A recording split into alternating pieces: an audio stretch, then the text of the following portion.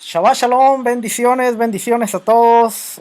Qué gusto que se puedan conectar con nosotros. Vamos a estudiar un poquito acerca de la palabra del Todopoderoso y vamos a ver varias cosas interesantes. Hoy es una porción, hoy es una parashá que habla acerca de Hayei Sarah, la vida de Sara. Y como decía en la mañana, cuando uno piensa acerca de la vida de Sara, uno dice, bueno, vamos a hablar de lo que aconteció con Sara, pero la Biblia empieza abriendo con el versículo de, y fueron los años de Sara 127 y murió.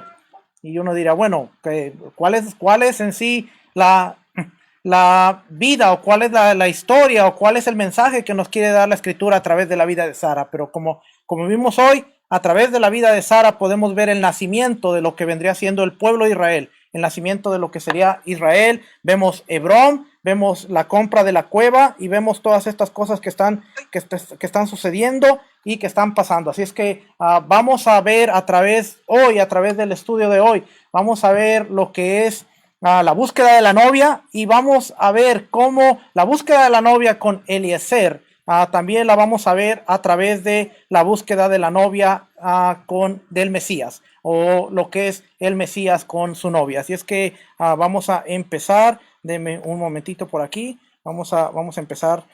Buenas tardes a todos. Shalom a todos los que se conectan. Qué bueno que estén con nosotros. Reciban saludos de toda la congregación. Así es que vamos a empezar. La porción de la Torah, hoy la parashá es Hayei Sarah, que significa la vida de Sara, y se encuentra en Bereshit, el libro de Génesis, capítulo 23, del versículo 1 al capítulo 25, versículo 18. La Haftará, los profetas, libros históricos. Perdón, aquí no le he cambiado aquí. Primera de Reyes, capítulo 1, versículo 1 al versículo 31, y el Brit Hadashah, Evangelios, cartas apostólicas, escritos del primer siglo, Nuevo Testamento, Pacto Renovado, Mateo capítulo 1, versículo 1 al versículo 17. Bien interesante. Vamos a ver que dentro de los temas a considerar está la muerte de Sara, está la compra de la cueva de Macpelah, está el futuro de la vida de Isaac a través de la búsqueda de la novia, y está también lo que es la muerte de Abraham, la muerte de Ismael. Todo esto lo encontramos en esta parashá. Bien interesante que estamos viendo cómo va a pasar de Sara, a Sara y Abraham, o de Abraham y Sara, va a pasar la historia ahora a Isaac y a Rebeca, y por lo consiguiente después los 12 hijos, y lo que pasa con José, Egipto, y ahora vamos a empezar a lo que es el nacimiento de la nación de Israel como tal. Pero todo empezó con Abraham y Sara. Algo bien interesante que miramos es que estos hombres, Abraham y Sara, caminaron con el Eterno 70 años. 70 años anduvieron con él, 65 años anduvieron con él, creyéndole a la promesa de que Dios haría de ellos una nación grande, una nación poderosa, que Dios multiplicaría su descendencia como las estrellas y como la arena del mar, y que Dios le daría la tierra que ellos pisarían, al norte, al sur, al este, al oeste, que todo lo que la planta de sus pies pisara sería de ellos. Ahora, Sara muere, y lo único que Sara ve es a Isaac y nada de tierra. Pero Sara muere creyendo que la promesa de Dios era fiel, que Dios iba a cumplir su promesa, que Dios iba a hacer de lo que él había dicho de ellos, lo iba a cumplir y lo iba a hacer. Así es que Abraham también camina, pero ahora él compra la tierra, compra la cueva de Macpelah, compra la parcela, y se asegura de que Isaac tenga a la mejor esposa para que la promesa de Dios sea cumplida. Cuando Dios se le aparece a Isaac y le dice, te voy a bendecir y te voy a multiplicar, y le da un porqué y le dice, te voy a bendecir y te voy a multiplicar porque tu padre Abraham obedeció mis estatutos, mis mandamientos, mis preceptos, y anduvo en pos de mí. Cuando Dios se le aparece a Isaac, después en el capítulo 25, a versículo 6, le dice, haré de ti una gran nación, te voy a bendecir, como estuve con tu padre, estaré contigo. Pero hay un porqué, y dice, porque tu padre Abraham obedeció mis mandamientos, mis estatutos y mis preceptos. Eso quiere decir que la vida de Abraham y la vida de Sara están resumidas en la descendencia y en el legado que habían dejado en la vida de Isaac, porque no solo le enseñaron del Dios de Israel, sino le enseñaron cómo caminar y cómo seguir al Dios de Israel. Hermano, nosotros tenemos un gran trabajo. Nosotros tenemos el trabajo de enseñarle a nuestros hijos quién es el Dios de Israel y cómo caminar agradando y obedeciendo al Dios de Israel. Si nosotros hacemos eso, nosotros nos aseguraremos de levantar una generación que vaya en contracultura de la generación que estamos viendo en el día de hoy. Ahora nos preocupamos, bueno, es que ahora se está hablando de sexo en el kinder, ahora se está hablando de los géneros y se está hablando de todo esto en las escuelas. Pero ¿qué estamos haciendo nosotros? Bueno, nuestro trabajo es hacer una contracultura para todo lo que se está levantando. Si el mundo se está levantando, si la perversidad está creciendo, se necesita de hombres y mujeres que estén dispuestos a levantar una generación en casa, en nuestros hogares, para que cuando ellos salgan a la escuela, ellos sean un escudo, ellos sean una contracultura para todos aquellos. La virginidad no tiene peso. Bueno, vamos a levantar una generación que les enseñe que la virginidad es lo más preciado que puede tener una mujer. El matrimonio entre un hombre y una mujer ya no tiene validez porque ahora puede ser cualquier cosa. Vamos a enseñarle a nuestra generación que Dios mandó que el hombre se uniera a su mujer y fueran una sola carne, y el matrimonio desde los principios bíblicos fue establecido a través del hombre y de la mujer. Pero ¿qué tenemos que hacer? Tenemos mucho trabajo, porque la importancia de nosotros estudiar la escritura no es para que aprendamos, no es para que sepamos mucho, sino para que hagamos algo en nuestro hogar, en nuestra casa, y que nuestros hijos se levanten como una generación diferente, una generación distinta. Y vemos a través de la vida de Sara precisamente eso. Ahora, lo que caminó, lo que ellos transportaron, lo que ellos cargaron, Sara, Abraham, ahora a través de esta parashá vemos una transición, a través de esta porción vemos una transición de lo que ahora es Abraham y Sara, va a pasar a ser Isaac y Rebeca. Pero para llegar ahí tenemos que ver lo que es la historia de la búsqueda de la novia. Así es que vamos a ponernos de pie. Bendiciones a todos los que se conectan. Bendiciones a nuestros hermanos Luis Jorge y Javes, mi hermano. Un abrazo, mi hermano.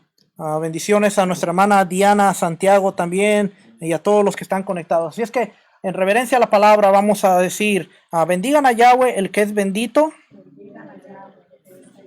Bendito es Yahweh, el que es bendito por siempre. Bendito eres tú, Yahweh, nuestro Elohim, Rey del universo, que nos elegiste entre todos los pueblos y nos diste tu Torah. Bendito eres tú, Eterno, que nos das la Torah.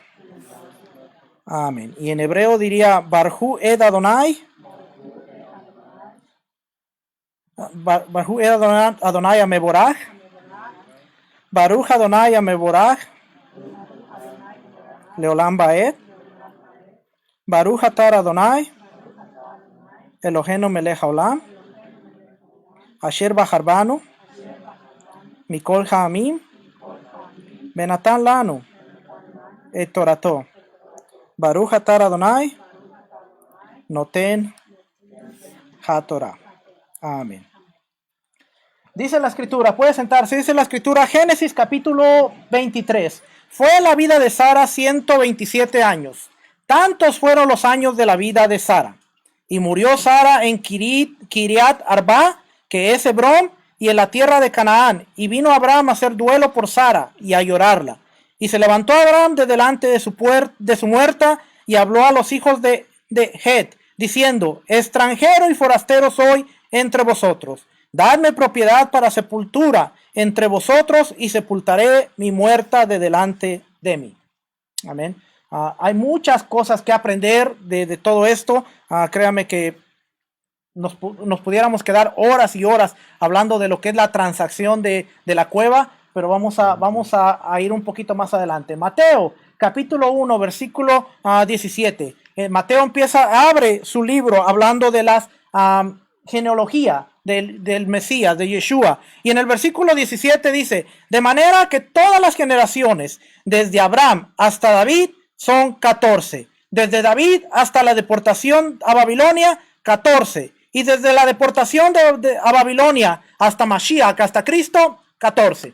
Algo interesante que nos está hablando el libro de Mateo es que dice, nos da tres juegos o tres conjuntos de generaciones que son 14. Dice, desde Abraham hasta David, 14. Desde David hasta la deportación de Babilonia, 14. Y desde la deportación hasta Mashiach, 14. Ahora, si nosotros vemos, dice que en total hay 42 generaciones que son dadas. 14 por 3 son 42. Hay muchas cosas que podemos hablar de esto. Si vemos 42 por 100, se vendrían siendo 4,200 años. Y podemos ver que esto tiene que ver aún con los 6,000 años que se cree que la humanidad tiene para antes de entrar al milenio, que son los 7,000 años. Todo esto tiene que ver con la numerología y es interesante cuando empezamos a ver los números y vemos la línea del tiempo y vemos las profecías y vemos todo lo que se ha dado. Podemos ver que aún las 14 generaciones están enfocadas en todo esto. Pero yo le quiero hablar de algo más. Yo le quiero hablar de algo que podemos ver.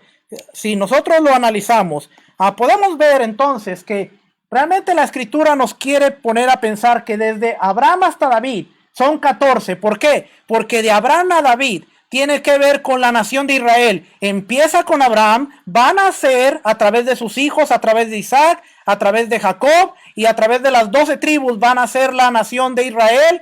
Va a ir a Egipto, sale de Egipto y entonces se va a convertir en una nación con la cual va a tener los reyes que van a ser Saúl y después David, David es el único que puede unir a las 12 tribus, reinar sobre las 12 tribus y establecer el reino de Dios en la tierra con las 12 tribus. Entonces, si empezamos a ver las 14 generaciones que Mateo nos habla, vamos a dividirlo entonces que nos está hablando de el inicio de la nación de Israel.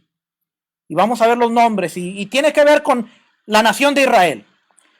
14 generaciones desde David hasta la deportación de Babilonia.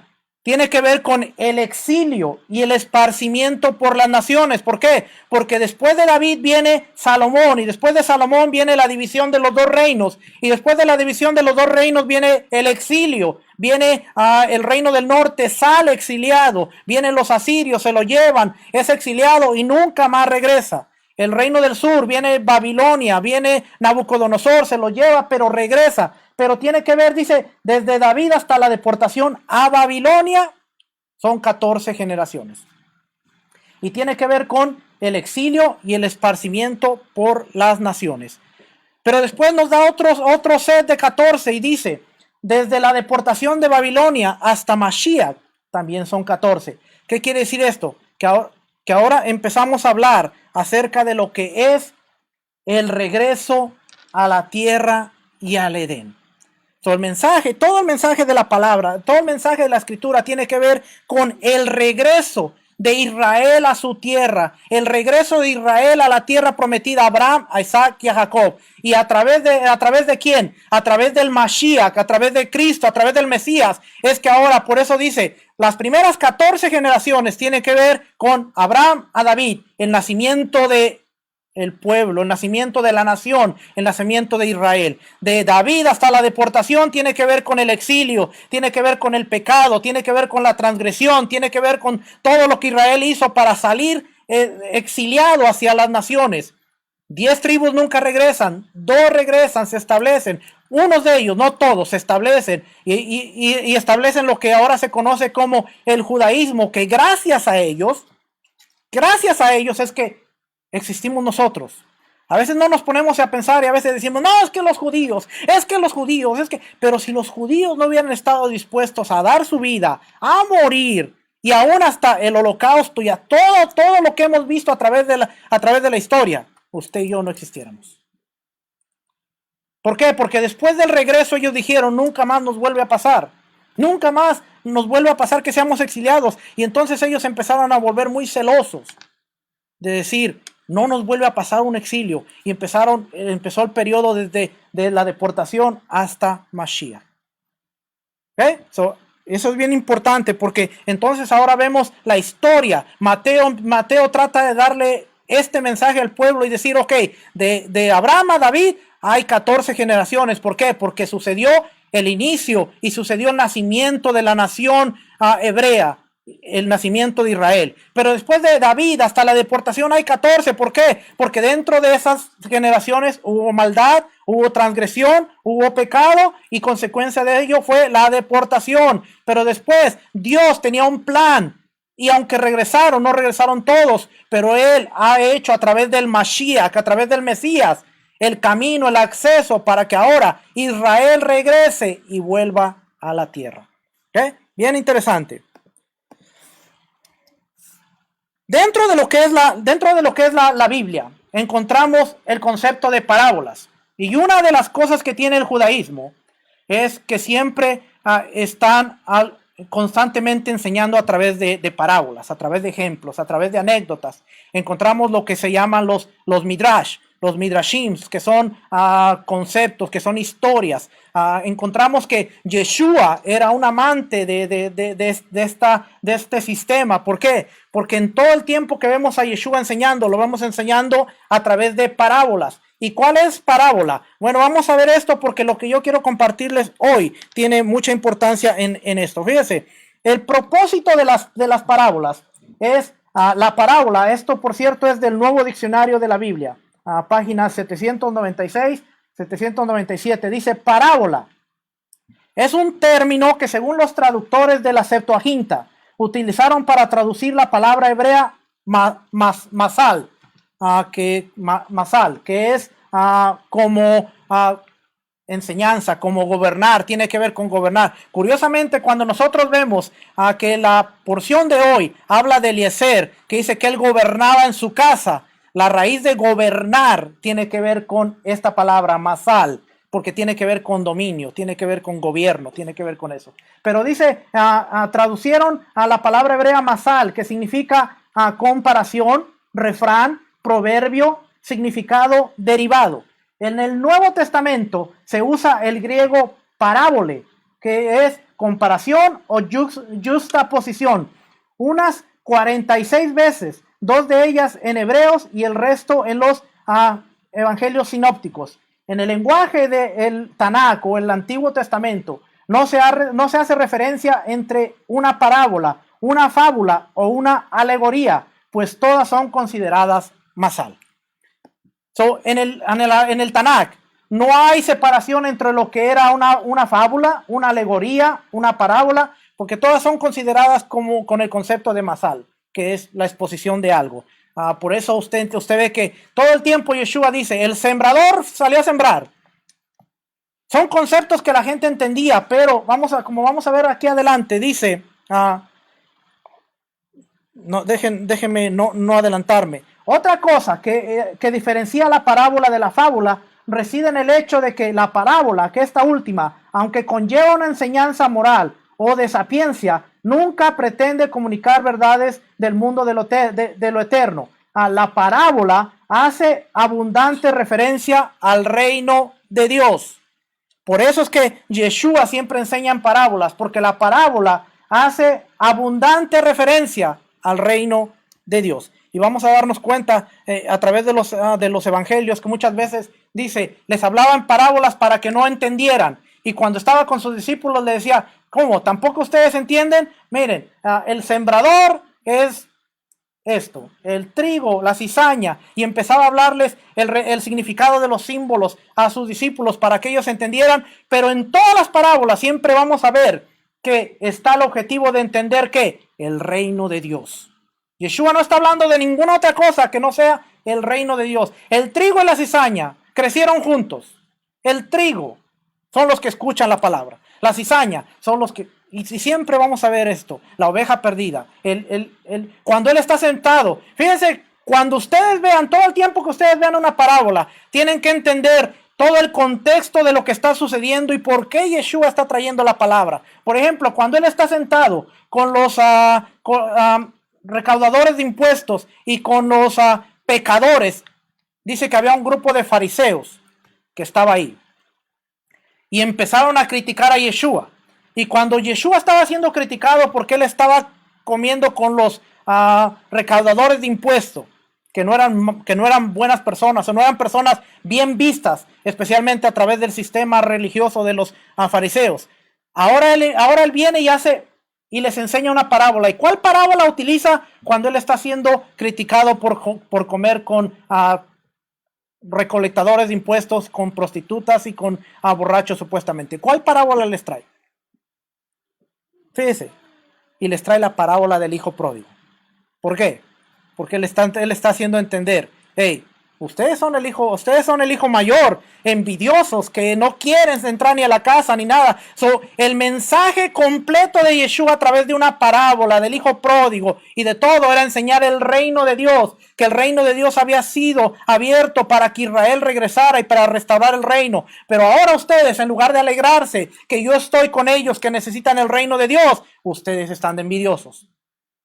Y a través de esta parábola él establece el concepto del reino de Dios. Pero a veces, como no entendemos estas cosas, tomamos las parábolas y empezamos a sacarles un montón de cosas que a veces no. La parábola del sembrador, la parábola del hijo pródigo representa al que estuvo sentado en la iglesia y que ahora está descarriado y que se fue, y que Jesús dice regresa, ven, porque tiene una conexión espiritual y podemos traerla, podemos aplicarla, pero la escritura no dice eso. Así es que tenemos que entender cuál era el concepto: el reino de Israel, restaurar el reino de Israel. No está hablando de que aquel que se sentó en la iglesia se perdió y ahora tiene que reconciliarse y tiene que venir y Dios está hablando a través, joven perdido.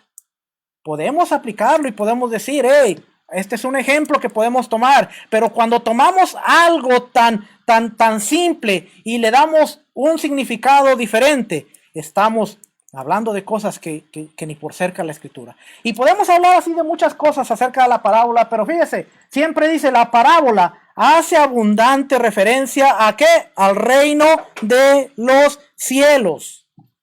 Siempre que usted vea las parábolas, tiene que ver que hace referencia al reino de los cielos. ¿Cuál es la enseñanza que Dios quiere traerme para yo entender el reino de los cielos en mi vida? ¿Ok?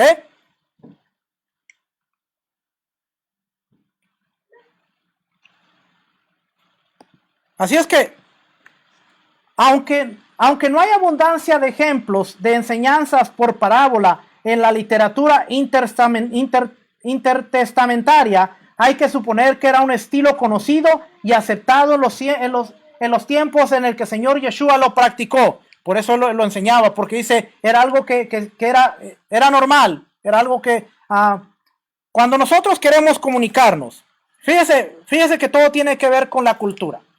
Cuando nosotros queremos comunicar algo, especialmente México, yo no sé las demás naciones de los que me escuchan, Puerto Rico y todas las demás naciones, pero en México siempre salimos con, como dice el dicho, o como dice el refrán.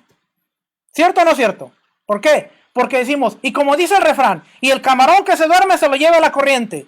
Y a veces estamos tratando de hablar algo que uno dice, ¿y qué tiene que ver un camarón? ¿Y qué tiene que ver una corriente? Pero cuando tú estás en la conversación y que tú estás hablando, mira, no te duermas, mira, tienes que actuar, tienes que darle para adelante porque hay oportunidades que no vuelven, porque como dice el dicho, camarón que se duerme se lo lleva la corriente. Y la persona que está en la conversación dice, ok, si no actúo, si no me apuro, voy a perder la oportunidad. Lo mismo es con las parábolas en el Nuevo Testamento. Lo mismo es con las parábolas en los dichos de Jesús. Cuando no entendemos, Yeshua estaba tratando de explicar una verdad del reino de Dios, una verdad que afectaba a Israel a través de algo que fuera conocido por la nación de Israel. Así es que, aunque no hay abundancia de ejemplos de enseñanzas por parábolas en la literatura intertestamentaria, hay que suponer que era un estilo conocido y aceptado en los tiempos en el que el Señor Yeshua lo practicó. Su propósito particular, sin embargo, era doble. Por un lado, iluminar y por otro lado, oscurecer. Así como la columna de nube alumbraba a los israelitas y confundía a los egipcios de Israel. Dice que había una columna de nube que alumbraba, daba luz a Israel. Pero daba oscuridad a los egipcios. Así son las palabras. Para los entendidos te va a alumbrar, te va a traer revelación, te va a traer algo que te va a hacer crecer. Pero aquel que no quiere entender solamente va a ser una oscuridad que no le va a resplandecer. Así es que todo esto se lo estoy dando para la historia que vamos a hablar. Sin parábolas no les hablaba, dice Mateo 13, 34 a 35. Y esto para declarar cosas escondidas desde la fundación del mundo. Oiga, porque estamos hablando de Yeshua. Y dice, sin parábolas no les hablaba. Y esto para declarar ¿qué? Cosas escondidas desde la fundación del mundo. Yeshua no vino a hablar una doctrina nueva. Yeshua no vino a hablar una revelación nueva. Yeshua vino a hablar cosas que habían sido habladas desde la fundación del mundo. Dice Mateo, pero también aclaraba a sus discípulos, a vosotros es dado el misterio del reino ¿de qué? De Dios. Nuevamente aquí confirma que las parábolas tienen que ver con el reino de Dios. A vosotros es dado saber el misterio de Dios, mas a los que están fuera, por parábolas todas las cosas, para que viendo vean y no perciban, y oyendo oigan y no entiendan. Para que van a escuchar, van a ver, pero no van a entender. Marcos capítulo 4, versículo 11 y 12.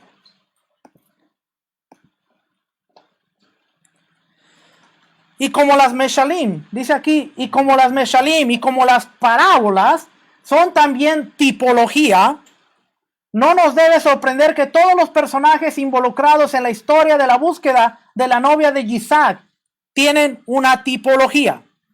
¿Por qué es importante? Porque hoy vemos la búsqueda de la novia de Isaac. Bueno, esto vamos a tomarlo como una historia, como un mensaje profético que nos va a dar a entender una historia que nos habla después.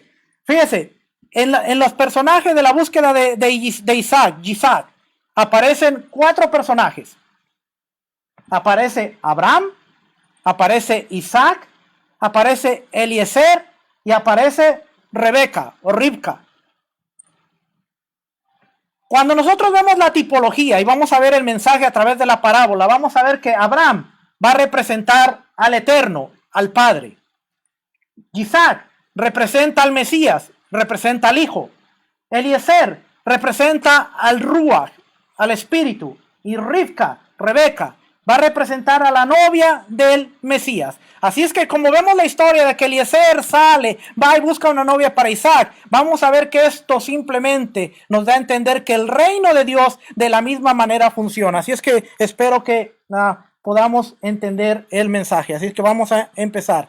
Abraham como el Eterno, representa al Padre. Abraham representado aún como se escribe por la letra Aleph. Abraham empieza con la letra Aleph, que representa, que no es casualidad que Elohim empiece con la letra Aleph también, como se escribe en hebreo con la letra Aleph. Y Abraham se escribe con la letra Aleph. Así es que esta letra tiene una simbología bien importante, bien interesante. Tiene que ver con la unidad, tiene que ver con autoridad, tiene que ver con liderazgo, tiene que ver con la cabeza, tiene que ver con muchas cosas. Así es que empieza con la letra Aleph. Empieza con la Aleph, la aquedad de Isaac o la atadura, el sacrificio, es el ejemplo más grande de la tipología de Abraham con el Eterno. Y aquí vamos a empezar a ver los paralelismos. El sacrificio de Isaac. Tráeme a tu hijo. ¿Cuál hijo? Tu único hijo. Y Juan, capítulo 3 dice, porque de tal manera amó al mundo que dio a su unigénito hijo. Así que como Abraham ofreció a su único hijo, el amado, no que era el único, pero era el hijo de la promesa, así como Abraham ofreció a su hijo en sacrificio, el Padre eterno que representa al Padre, nos trajo a su Hijo en sacrificio.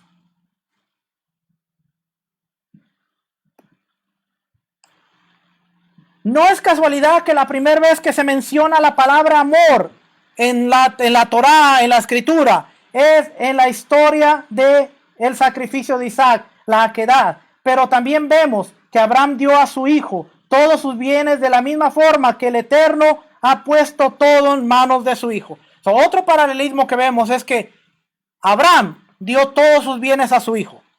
Dice que a los demás les dio cosas, pero toda la primogenitura y todos los bienes lo dio ¿a quién? A Isaac. Vamos a ver a través de la escritura estos pasajes. Génesis capítulo 24, versículo 35 dice, y Adonai y Yahweh ha bendecido mucho a mi amo, y él se ha engrandecido, y le ha dado ovejas y vacas, plata, oro, siervos y siervas, camellos y asnos. Y Sara, mujer de mi amo, dio a luz en su vejez a su hijo, a mi señor, a quien le ha dado a él todo cuanto tiene. Todo lo que Abraham tenía fue de Isaac. Aquí vemos a Eliezer contando la historia. Dice, a mi Adonai, Yahweh ha bendecido tanto a mi amo, le ha dado ovejas, vacas, plata, oro, le ha dado siervos, le ha dado siervas, le ha dado camellos, le ha dado asnos. ¿Qué estaba tratando de decir Eliezer a los papás de Rebeca, la familia de Rebeca? Abraham es riquísimo, Abraham es próspero, Abraham tiene mucha riqueza. Pero toda la riqueza que tiene, dice en el versículo 36, y Sara, mujer de mi amo, dio a luz en su vejez a un hijo a mi señor. Ahora, ¿por qué es importante esto?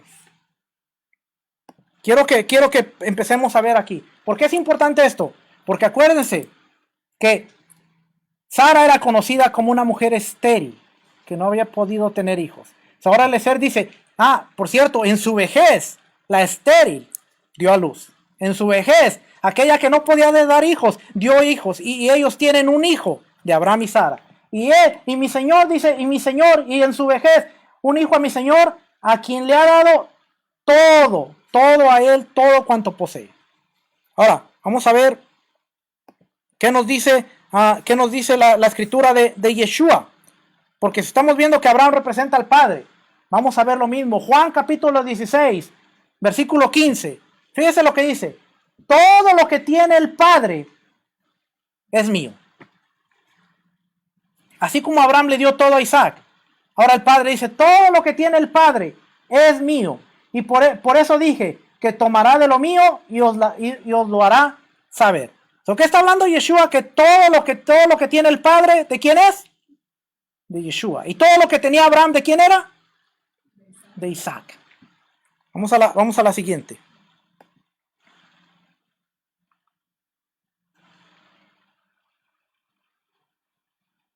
¿Esa era la siguiente? Ya, esa era la siguiente. Juan capítulo 16, versículo 15, todo lo que tiene el Padre, ya lo leímos. Vamos a ver, Hebreos capítulo 1. Fíjense lo que dice Hebreos capítulo 1. Dios, habiendo hablado muchas veces y de muchas maneras en otro tiempo a los padres por los profetas, en estos postreros días nos ha hablado por el Hijo, a quien constituyó heredero de todo y por quien asimismo hizo el universo. Dice, a quien constituyó heredero de ¿qué? De todo. Y por quien asimismo hizo el universo. Ahora, ya vimos paralelismos con Abraham. Vamos a ver a Isaac como el hijo.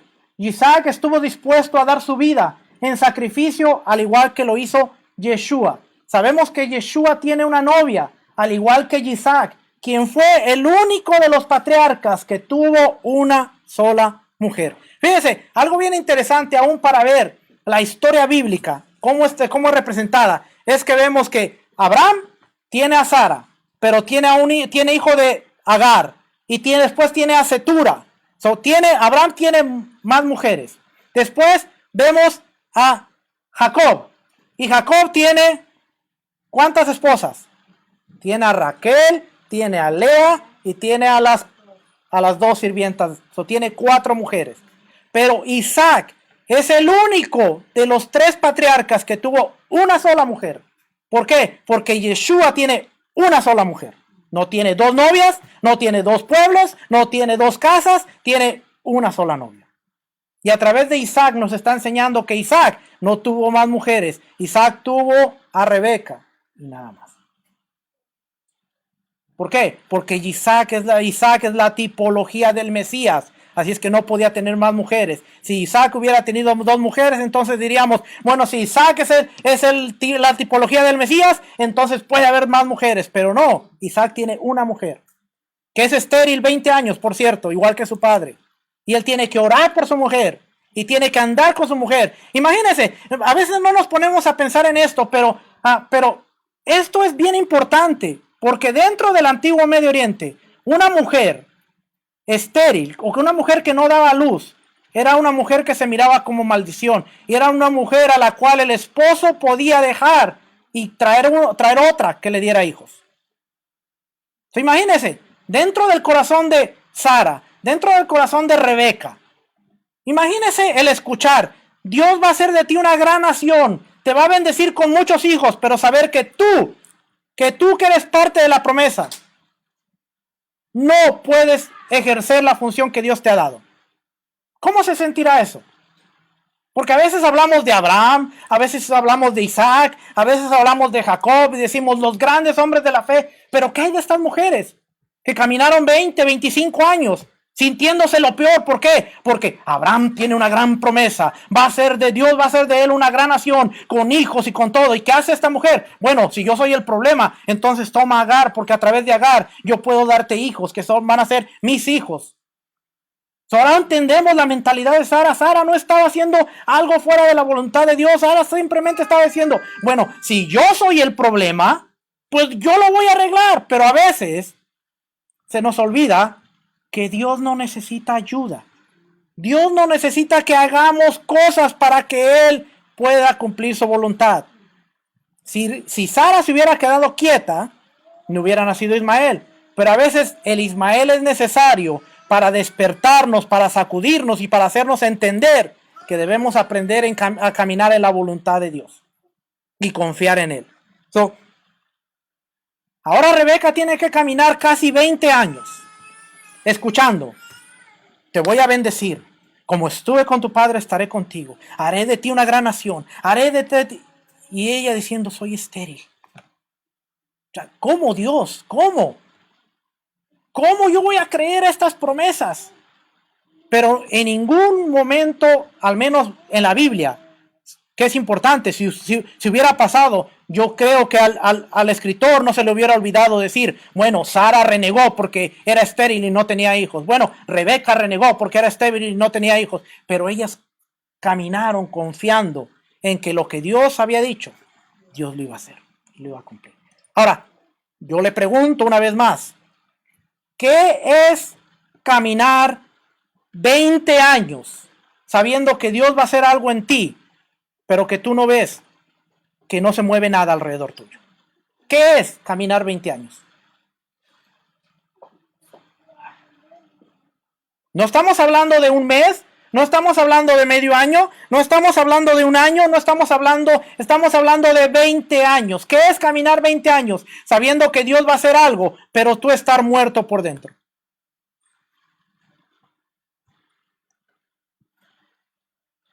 Rebeca lo hizo. Y al final nace Esaú y Jacob. Y al final ella siente una lucha y ella va con Dios y le dice, hey, no te preocupes, todo está bien. Dos naciones pelean dentro de ti. No podías tener hijos, pero ahora tienes dos hijos que van a ser enemigos desde el vientre y cuando salgan del vientre seguirán siendo enemigos. Todo está bien.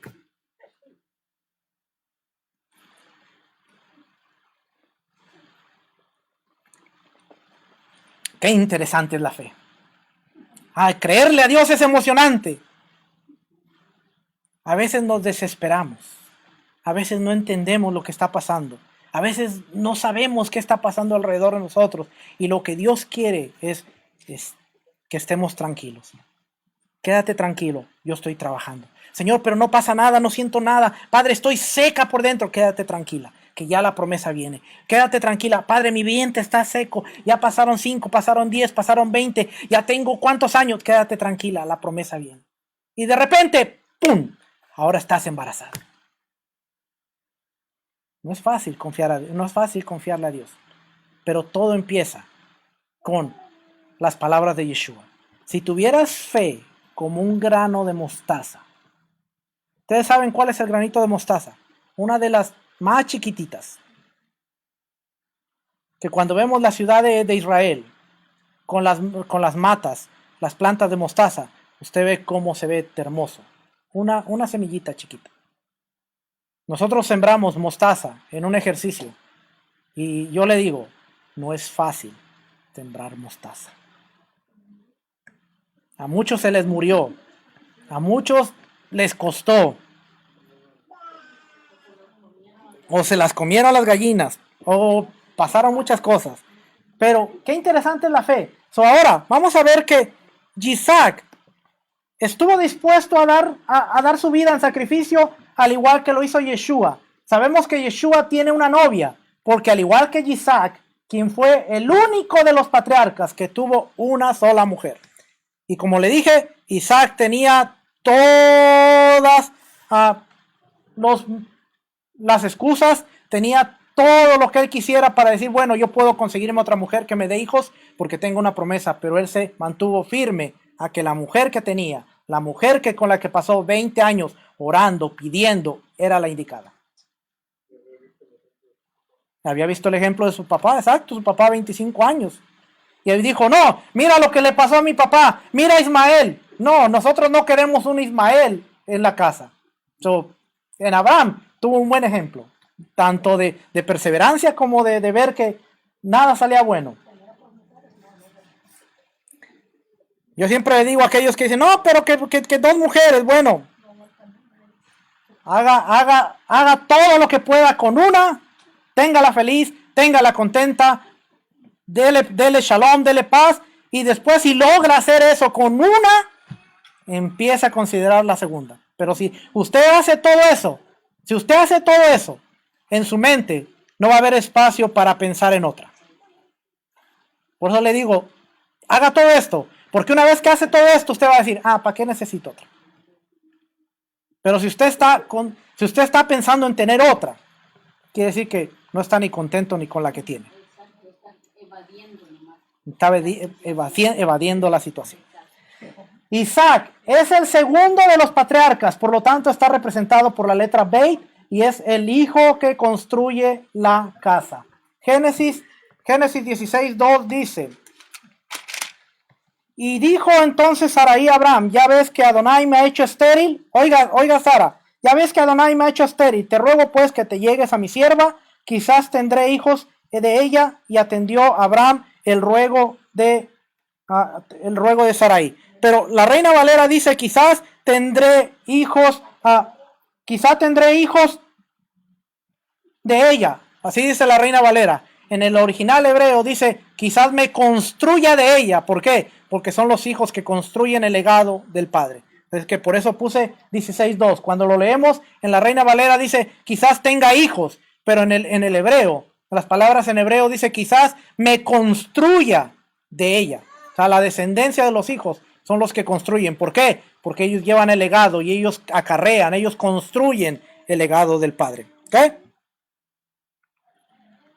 Eliezer como el Ruach. Eliezer significa mi Dios es mi ayuda. Es lo que significa el nombre Eliezer. Él y Ezer. Él, mi Dios, y Ezer, mi ayuda. Al igual que el Ruach HaKodesh, al igual que el Espíritu, fue enviado para hacer ¿qué? Nuestra ayuda. ¿Dónde dice eso? Bueno, Juan capítulo 14, versículo 26 dice, mas el Consolador, el Espíritu Santo, a quien el Padre enviará en mi nombre, Él os enseñará todas las cosas y os recordará todo lo que os he dicho. Será la palabra en griego fue paracleto, pero realmente el concepto es el Ruach, que es una ayuda. El Ruach es tu ayuda. Cuando decimos Espíritu, ayúdame, el Espíritu te va a ayudar. Acuérdense, yo decía en la mañana, nuestra oración no es Dios cámbiame, sino dame las herramientas para yo cambiar. No es Dios transfórmame, Dios dame las herramientas para yo transformar. Dios cambia mi matrimonio, no. Es Dios ayúdame a saber cómo actuar en mi matrimonio, cómo a través del Ruach. Por eso, a 2 de Timoteo 3:16 dice, la palabra aún es inspirada por Dios, útil para enseñar, para redarguir y para instruir.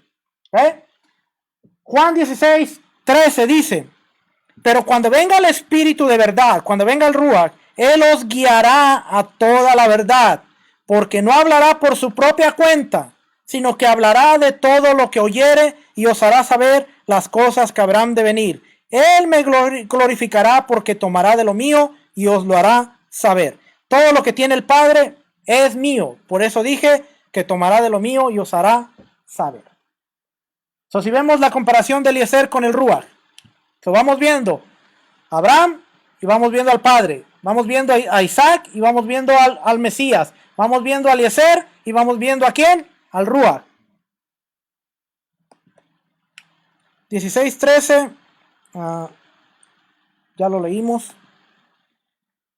Ahora vamos a ver Rebeca, Rivka, como la novia. Su nombre es un misterio, que no se sabe qué significa. Realmente no se sabe qué significa la palabra Rebeca, o de dónde viene la raíz, o todo esto. Como se trata del cuarto personaje de la escritura, de la historia, está representado por la letra Dalet, que significa una puerta. Por cierto, Eliezer está representado por la letra Gimel, que también tiene la raíz en la palabra Gamal, que es la palabra para camello. Y Eliezer llevaba ¿qué? Camellos. Hay que, aún a través del hebreo, todo está, por eso es interesante, porque vemos la Aleph, el padre. Vemos la, ¿cuál era Yeshua? La Beit, la casa. Vemos Eliezer, la Gimel, los camellos. Y vemos ahora Rebeca, la puerta. Ahora, fíjese, algo interesante. Rebeca representa la única novia del novio. Ella es la que guarda las puertas de la Torá y el árbol de la vida. ¿Dónde la encontró Eliezer? En el pozo que está a las puertas de la ciudad. Proverbios capítulo 8, versículo 34 dice: bienaventurado el hombre que me escucha, velando a mis puertas cada día, aguardando a los postes de mis puertas. El capítulo 8 del libro de Proverbios tiene que ver con la Torá. ¿Okay? Todo es un capítulo de la Torá. Si usted lee desde el versículo 1 hasta el final, va a encontrar la Torá en todo el capítulo 8. La novia representa, o más bien Rebeca representa, es la novia, representa la única novia del novio. Isaac no tuvo nadie más. Es más, Isaac no anduvo de novio con Rebeca. Dice que Eliezer fue por ella. Esto es una verdad bien interesante. Eliezer fue por ella, la trajo, la vio Isaac, se casaron, inmediatamente la metió a la tienda de Sara, su mujer. Tú vas a cargar el legado de mi madre. ¿Qué carga tan livianita le puso nada más? La metió a la casa. La metió a la casa ¿de quién? De Sara. Y le dijo: tú vas a ser la que va a cargar. Tú te vas a poner los zapatos de Sara ahora. Nada más. No vemos que dice estuvieron de novios, se conocieron, pero ese ya es otro tema. Llegó, la vio, se casaron. Inmediatamente dijo: ok, tienes un trabajo que hacer. Cargar con el legado de Sara. Fíjense, las escrituras, vamos a ver algo interesante aquí. Las escrituras nos revelan claramente que Yeshua es el novio. Y existe una conexión increíble en las escrituras del novio con la novia que se convierte en la esposa. ¿En dónde? En un pozo de agua. Juan capítulo 4 nos habla del encuentro de Yeshua con la mujer samaritana. Y ahora vamos a empezar a ver muchos paralelos. ¿Por qué? ¿Por qué es importante la mujer samaritana? Porque Samaria estaba en el lado del norte y representaba a las 10 tribus. Representaba a la mujer a la cual el Eterno le había dado carta de divorcio porque había adulterado, porque había fornicado y porque se había extraviado y porque se había ido al exilio. Y cuando Yeshua viene, dice: mi mensaje es para las ovejas de la casa perdida de Israel. Y cuando él va a Samaria, se encuentra a una mujer en un pozo. ¿Dónde se encontró Eliezer a la novia? En un pozo. ¿Y dónde consiguió a la esposa del novio? En un pozo. ¿Y dónde está Yeshua encontrando a la esposa perdida? En un pozo. No es casualidad. No es casualidad que encontramos muchos paralelos entre esta historia y el encuentro de la mujer samaritana con Yeshua en el pozo del agua. Vamos a ver algunos de ellos. Yeshua empieza su conversación con la samaritana pidiéndole que le diera agua para beber, al igual que lo hace el siervo de Abraham. Yeshua le dice a la mujer, dame agua para beber. Génesis capítulo 26, 14 dice, sea pues que la doncella a quien yo dijere, baja tu cántaro, te ruego para que yo beba, y ella respondiera, bebe, y también daré de beber a tus camellos, que sea esta la que tú has destinado para tu siervo Isaac, y en esto conoceré que habrás hecho misericordia con mi Señor.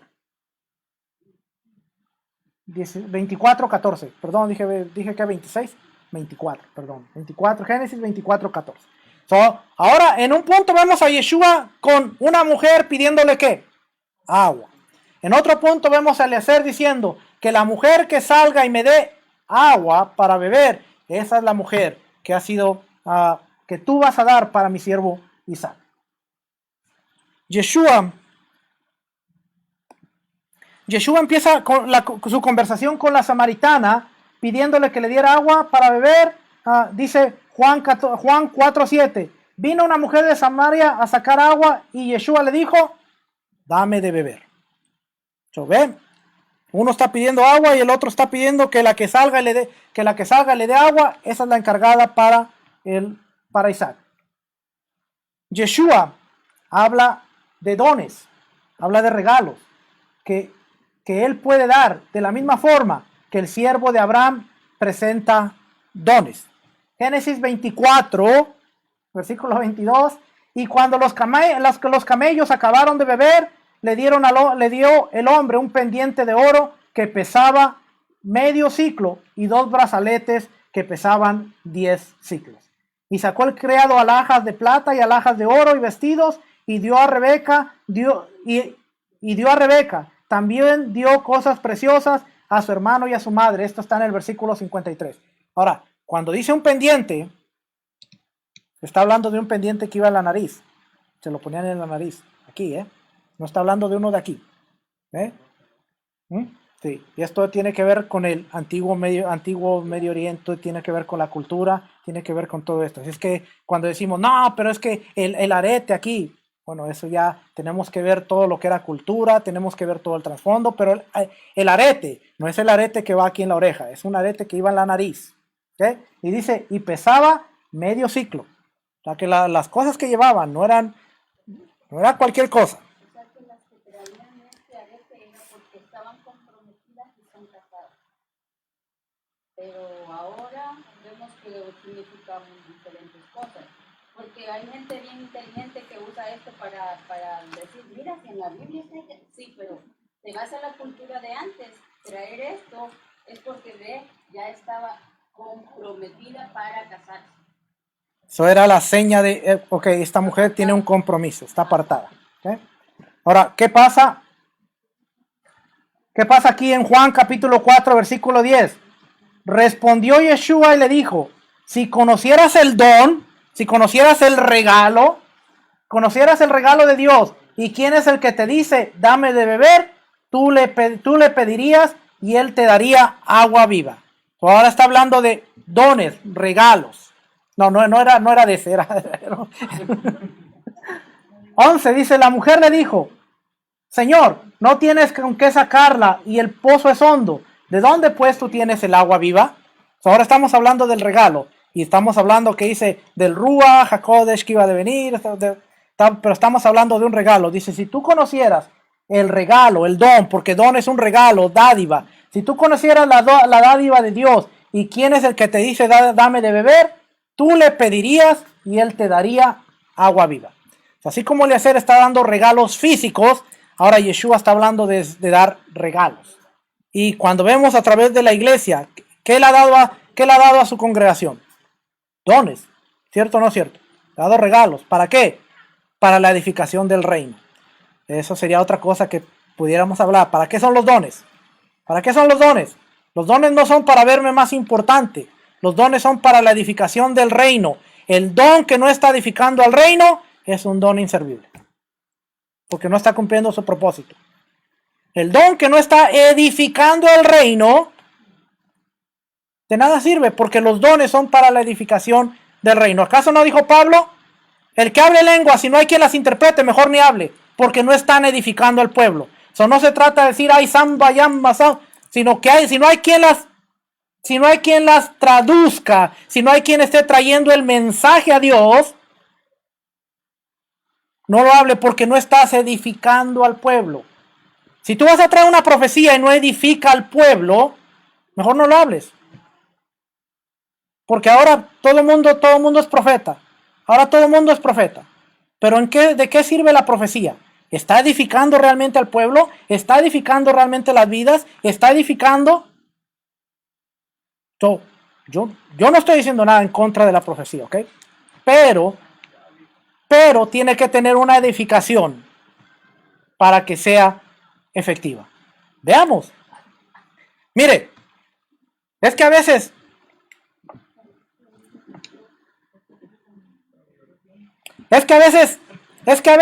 aún en el libro de Romanos dice, irrevocables son los dones y el llamamiento de Dios. Y a veces decimos, es que nadie puede revocar mi don, es que son irrevocables. ¿Sabes de qué está hablando Pablo? No está hablando de los dones espirituales, está hablando del don de redención a Israel, el llamamiento a Israel.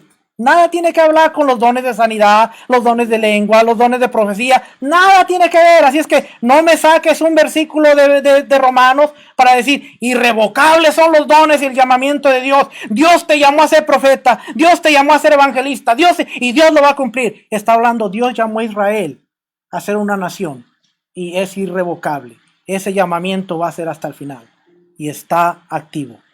Y el don de redención y el don de salvación tiene que ver con Israel como reino, no contigo como persona. El mundo no gira alrededor de nosotros, hermano. El mundo gira alrededor de Israel. O somos parte de Israel, o entonces seguiremos sacando textos de contexto para justificar la escritura. ¿Ok? Pero está hablando de dones. Vamos a seguir adelante ya para terminar.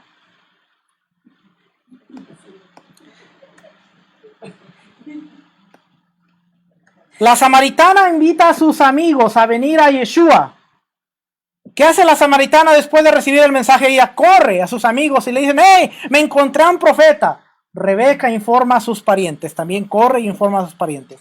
Génesis 24:28 dice, y la doncella corrió e hizo saber en casa de su madre estas cosas. Y Rebeca tenía un hermano que se llamaba Labán, el cual corrió afuera hacia el hombre a la fuente. Esta historia es bien interesante. ¿Por qué?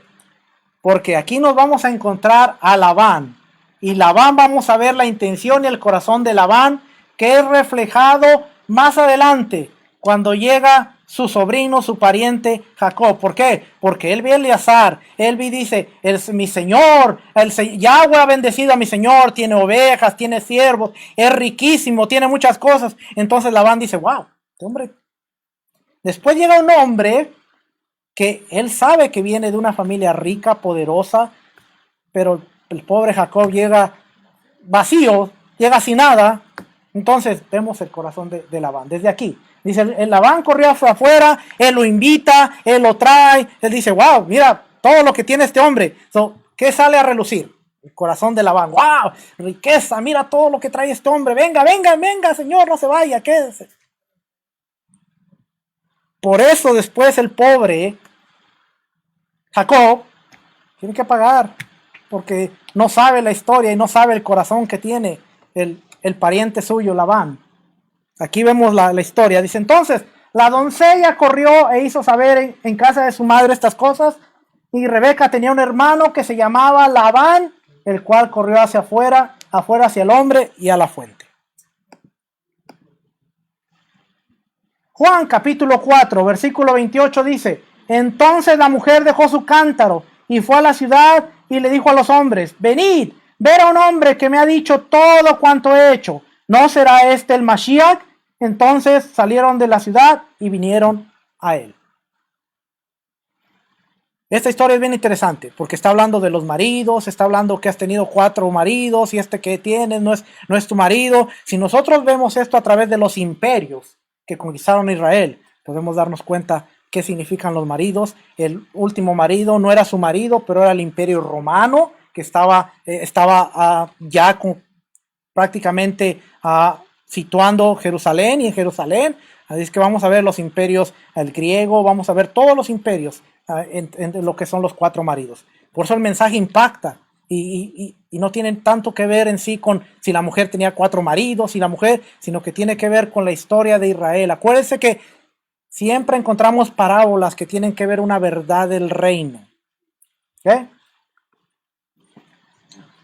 En los 2 casos, las personas se rehúsan a comer. Génesis 24:33 dice, y le pusieron delante que comer, mas él dijo, no comeré hasta que haya dicho mi mensaje. Y él dijo, habla. Se le ofrecen de comer a Eliezer y dice, no voy a comer. No comeré hasta que mi mensaje haya sido dicho. ¿Okay? Ahora, ¿dónde vemos esto en la historia, en el paralelismo? Juan capítulo 14, versículo 31 dice, entre tanto, los discípulos le rogaban diciendo, Rabí, come. Y él les dijo, yo tengo una comida que comer que vosotros no sabéis. Entonces los discípulos decían unos a otros, ¿le habrá traído alguien de comer? Yeshua le dijo, mi comida es que haga la voluntad del que me envió y que acabe su obra. Lo mismo. Eleazar dice, yo no voy a comer hasta que acabe mi obra. Yeshua dice, mi comida es que haga la obra que Dios me encomendó y que cumpla la obra. ¿Ve? Mismo mensaje.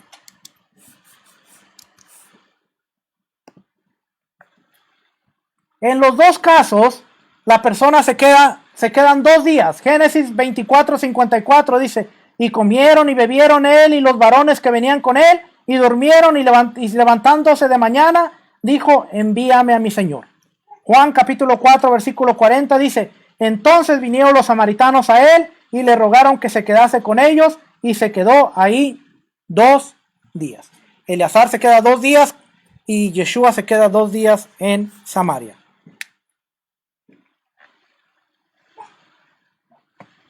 Y tanto el siervo de Abraham y Yeshua van a una tierra extraña en busca de la novia de la parentela de Abraham. Eliezer va por Rebeca y Yeshua viene por la novia perdida para traerla de regreso a casa. La novia perdida es descendencia ¿de quién? De Abraham.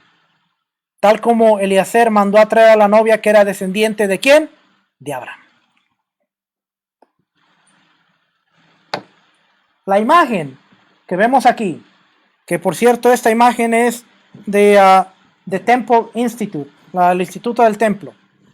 La imagen muestra a Isaac orando en un campo tradicionalmente entendido como el lugar del futuro templo. Desde el futuro templo sagrado, mientras Rebeca, dirigida por Eliezer, llega de Harán, como se describe en Génesis, capítulo 24 del 62 al 67. No estaba el templo, pero estaba orando hacia donde el templo se iba a construir.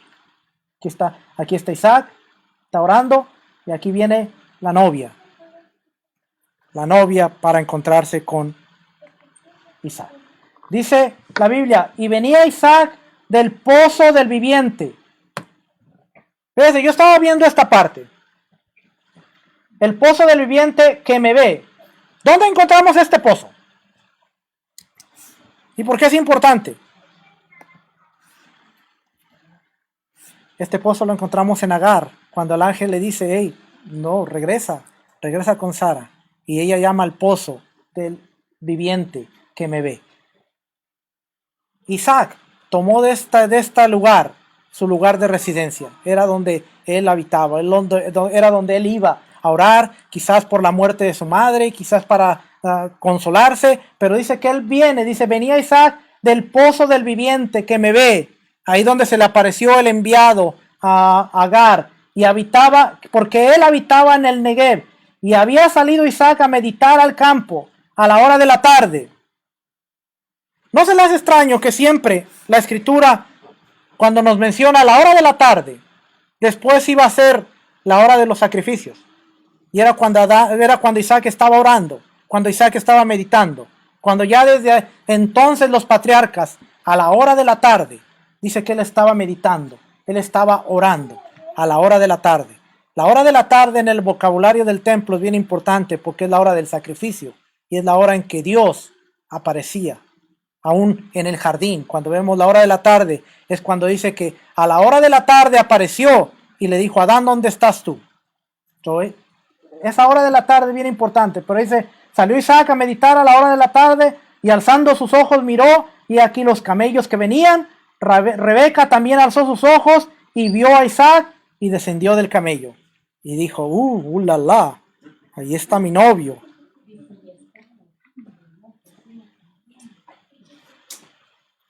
Porque había preguntado al criado, dice, porque había preguntado al criado, ¿quién es este varón que viene por el campo hacia nosotros? O sea, que no se dejó llevar a la primera, ella quería estar segura, dice, ¿quién es este varón?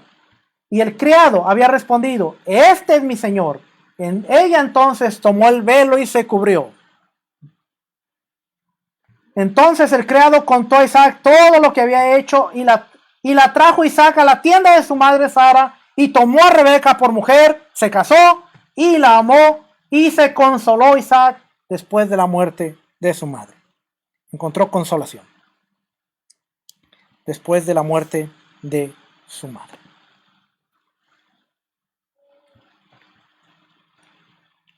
Abraham, Isaac, Eliezer y Rebeca nos están dando a través de esta historia, a través de cómo él va, cómo él trae a la novia, cómo la trae a Isaac. Nos están hablando de lo que representa el reino de Dios, siendo Abraham representación del padre, siendo Isaac el hijo que tiene una novia y una sola novia y tendrá una sola esposa, teniendo a Eleazar como al Ruach HaKodesh, el espíritu de santidad que pone en ti, que te redarguye, que te hace entender las cosas, y siendo Rebeca la novia, la esposa, porque a veces decimos, es que nos vamos a las bodas del Cordero y las bodas del Cordero y somos la iglesia sin mancha, sin arruga, pero ¿qué realmente representa ser la novia de el Mesías? ¿Qué realmente representa? Si nosotros vemos la vida de Rebeca, nos vamos a quedar sorprendidos de lo que representa la vida de Rebeca. Porque no solo se trata de decir, somos la novia. Déjeme.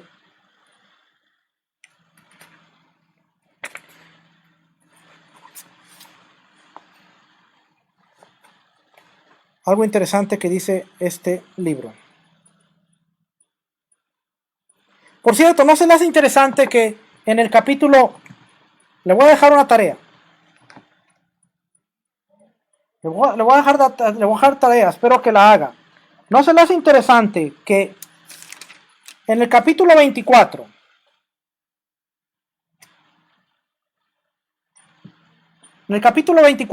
nos habla de la historia de Eleazar a la llegada para buscar a Rebeca? Y nos habla de cuando llega Eleazar con la familia de Rebeca. Y vamos a encontrar que las historias parecen iguales, pero son diferentes. Le voy a dejar de tarea que usted investigue la historia del viaje. Y después cuando él está contándole a los parientes de Rebeca la historia, hay elementos que él omite, hay elementos que él cambia y hay elementos de lo que él está diciendo que parecen ser iguales, pero son distintos. ¿Por qué? Porque tiene que ver con lo que Eliezer vio, tiene que ver con lo que Eliezer miró, tiene que ver con lo que el criado vio, para que cuando él está dando la historia, él omite ciertas cosas que no venían al caso, porque no eran los valores de la familia de Rebeca. Pero ¿qué pide él para encontrar una buena mujer para Isaac? Él pide un acto de justicia y un acto de bondad. Que la mujer que salga y aquella a la que pida agua me dé y le dé a mis camellos, esa sabré yo que es la indicada. ¿Por qué? Porque Isaac era el hijo de la promesa, era el hijo que iba a caminar en justicia, en bondad, en rectitud, y por lo consiguiente necesitaba una persona que le ayudara en la misión. ¿Dónde vemos esto? Más adelante Isaac pierde un poco la visión Isaac está desbordado de amor, está desbordado en la preferencia que tiene con Esaú. No se da cuenta que Esaú ha perdido el camino y tiene una mujer que le dice, no, hay un legado, hay una promesa y hay algo que tenemos que cumplir. Y Esaú no es el de la primogenitura, sino que es Jacob. Y ahí viene el cuento del engañador y de todo esto y de todo lo demás. Pero eso lo estaremos hablando más adelante. ¿Realmente engañó Rebeca y Jacob? ¿O Rebeca sabía lo que Dios quería desde que estaban en su vientre? Porque dice, el mayor servirá al menor. Rebeca sabía. Dios le dijo, el mayor servirá al menor. ¿Y quién era el menor? Jacob. ¿Y cuál era la profecía? El mayor Esaú servirá al menor. Pero Isaac decía, mi hijo, el cazador al que amo. Sabía que se había casado con las cananitas, sabía que se había perdido, pero decía, yo le voy a dar la primogenitura. Él dije, la primogenitura, ¿para qué me sirve? Te la vendo, ¿qué quieres? Dame de comer, un plato de lentejas. La Biblia dice que eran lentejas, no sé si eran lentejas. Si eran lentejas. Dice, así es que dice...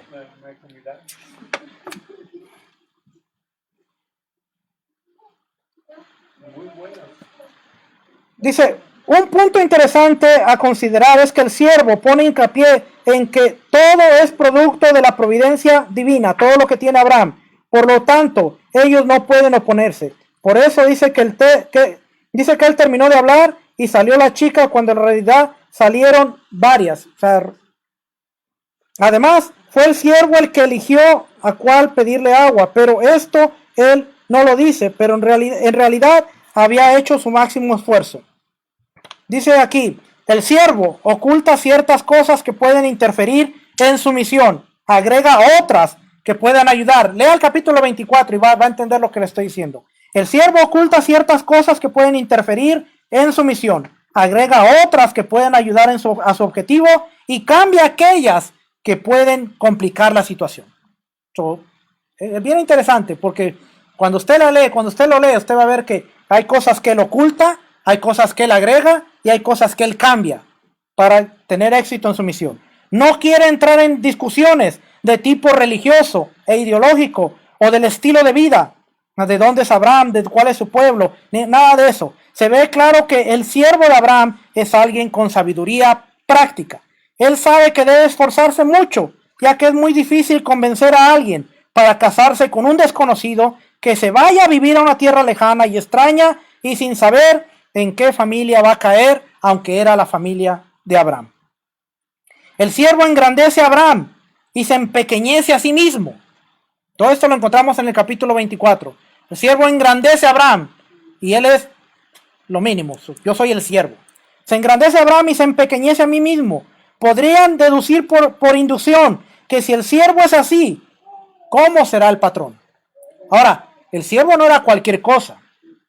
Él era el que gobernaba. Él era el que estaba al control de toda la casa. Él era el más importante de la casa de Abraham. Pero dice, mi Señor lo es todo. Yo soy el siervo. A veces necesitamos ese corazón de decir, mi Dios lo es todo. Yo soy un siervo inútil. Yo solo estoy aquí para hacer lo que el Padre me ha pedido. Pero yo no estoy para recibir méritos. Yo no estoy para recibir aplausos. Yo no estoy para recibir nada. Porque Eliezer dijo, mi Señor es el importante. 17 veces dice mi Señor y 14 veces dice su siervo. Pero cuando la Torá se refiere a ello, lo describe como ish, varón. Quiere decir que es alguien importante y de buenas cualidades.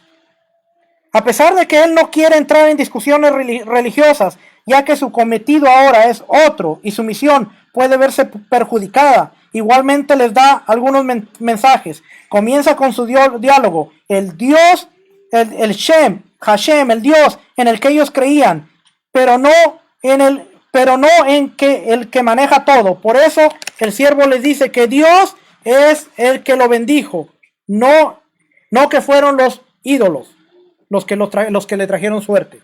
Porque acuérdense que después nos vamos a encontrar que Labán era un idólatra y tenía los ídolos. Pero él dice, el Dios de Abraham lo ha bendecido, como diciendo, hay alguien superior. No son los ídolos que ustedes tienen, pero es el Dios todopoderoso que ha bendecido a Abraham.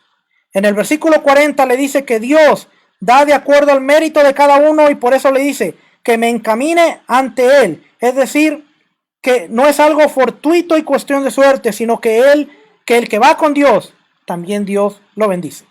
Cuando él le pide a Dios que la mujer a quien yo le pida, es decir, primero elige él a quien pedir, no le hubiera pedido a alguien casada o ciega o etcétera. Dice que la mujer a la que yo vea y le pida agua, que sea la que me dé de beber. La mujer que salga, esta será la que Dios eligió para Isaac. Es decir, el siervo quiere hacer hincapié en que existe la providencia divina. Por eso lo hace como el producto de Dios, sin ninguna interferencia humana. Él dice que a la mujer que yo pida, pero la última palabra la tiene ¿quién? Dios. Porque dice que a la mujer a la que yo pida agua y que ésta me dé de beber, sabré que fue Dios quien envió a la mujer para Isaac. Varias veces el siervo habla de que Dios él es el que lo conduce por el buen camino y no es cuestión de suerte o de amuletos. Dice, Dios es el que me condujo por el camino de la verdad. Dios hizo que tenga éxito en mi camino. Dios varias veces le atribuye a Dios. El siervo trata de transmitirle ideas, verdades, sin que ello interfiera en su cometido principal. El siervo no sabe si su mensaje va a llegar o no, pero él hace su parte. Vemos que en realidad mucho no cambian, ya que al bendecir a Rebeca le dicen cosas espirituales. La familia de Rebeca le dice que Dios esté contigo y que Dios te haga madre de naciones. Esta fue la bendición que le dio la familia de Rebeca. Que Dios esté contigo, reconociendo que había un Dios todopoderoso. Dice, en total, en síntesis, el siervo trata de transmitirle ideas y valores verdaderos, aunque no lo consigue. Ellos siguen manejándose por la plata y los ídolos. Las cualidades del siervo: es ágil, hace lo que tiene que hacer, no se aparta de su misión. Por eso no come hasta no decir lo que tenía que decir, y una vez que logró su cometido no se quiere demorar en volver. Nosotros deberíamos arribar a la siguiente conclusión: si así era el siervo de Abraham, entonces ¿cómo era Abraham en cumplir la misión de Dios? El mensaje general es que aún una persona que es un siervo como este puede llegar a cosas muy elevadas. Es por eso que nos repite dando detalles para que apreciemos qué tipo de persona era este siervo. Es decir, no estamos condenados a nuestra condición. Podemos llegar a un nivel espiritual en la cual tengamos la prontitud y la exactitud de cumplir la misión de Dios. Lo encontramos en esta historia. La historia de la misión de una novia para Isaac. Pero también en la escritura encontramos la misión del Mesías de traer a su novia. Y dice el libro de Efesios. Fíjense lo que dice el libro de Efesios. Y con esto voy a terminar, con este libro.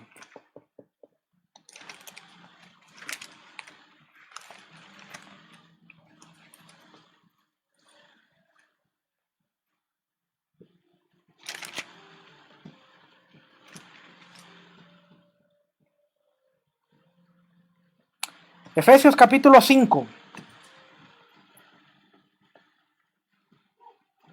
Efesios capítulo 5, vamos a leer desde el versículo 23. Dice, porque el marido es la cabeza de la mujer, así como Mashiach, así como Cristo es cabeza de la iglesia, la cual es su cuerpo y él es su salvador. Así que como la iglesia está sujeta a Cristo, al Mashiach, así también las casadas lo estén a su marido en todo. Maridos, amad a vuestras mujeres, así como Mashiach amó a la iglesia y se entregó a sí mismo por ella, para santificarla, habiéndola purificado en el lavamiento del agua y por la palabra, a fin de presentársela a sí mismo una iglesia gloriosa, que no tiene mancha, ni arruga, ni cosa semejante, sino que fuese santa y sin mancha. La novia no era la mejor, pero dice que el Mashiach vino para santificarla, para purificarla, para limpiarla. ¿Qué quiere decir? Que si tú quieres ser realmente la novia del Mesías, tienes que estar dispuesto a santificarte, a purificarte y a ser limpio a través de la palabra. ¿Ven? Tenemos una misión, ser la novia. Pero acuérdense, la novia no anduvo viendo otros novios. La novia no anduvo con otras personas. La novia preguntó, ¿quién es este? Si realmente me voy a casar con este, ¿es este el que voy a casarme? Antes de llegar y acercarse a Isaac. ¿Cuántos de nosotros nos hemos preguntado, ¿realmente estamos siguiendo a Dios como debemos? ¿Realmente puedo ver a Dios a través de la Escritura o necesito algo más? Familia, gracias por haberse conectado. Espero que esta palabra haya sido de bendición. Oramos para que el Padre traiga un espíritu de revelación. Oramos para que el espíritu, el Ruach, traiga, les redarguya nuestros corazones, nos ayude a seguir adelante, que nuestro Mesías traiga paz, traiga shalom, que el Todopoderoso les bendiga, les guarde, que haga resplandecer el rostro sobre cada uno de ustedes, alce su misericordia a su favor y que les dé de su shalom, de su paz. Nos estaremos viendo la próxima semana. Familia, Shabbat Tov, bendiciones, que el Eterno les bendiga, que el Eterno les guarde. Shalom, bendiciones.